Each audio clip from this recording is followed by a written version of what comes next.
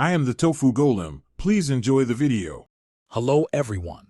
In this video I will explain how to replace a starter in your vehicle. Before starting any work, prioritize safety by disconnecting the negative battery terminal. This crucial step prevents accidental electrical shorts. Next, safely lift your vehicle using a sturdy jack and secure it firmly with jack stands. Ensure your workspace is well lit and you have all necessary tools, including various socket wrenches and extensions, ready for the task ahead. Now let's gain access to the starter. Begin by removing the underbody splash shield, which is usually secured by several 10mm and 8mm bolts. Next, disconnect the electrical harness and remove the entire cooling fan assembly. This provides much-needed room.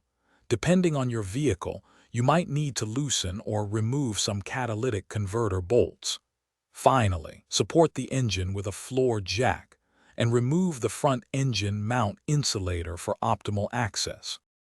With access clear, it's time to remove the old starter.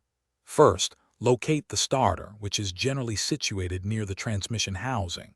Carefully disconnect the main positive battery cable from the starter, usually secured by a 12mm nut. Then, unplug the smaller solenoid wire. Proceed to remove the 2 or 3 mounting bolts that hold the starter in place. These are commonly 15mm or 13mm. Once unbolted, carefully maneuver the old starter out of its position. Now let's install your new starter. Carefully position the new starter into place and hand tighten its 2 or 3 mounting bolts before fully securing them. Reconnect the smaller solenoid wire, followed by the main positive battery cable, ensuring all connections are snug. Reinstall the front engine mount insulator and then the cooling fan assembly.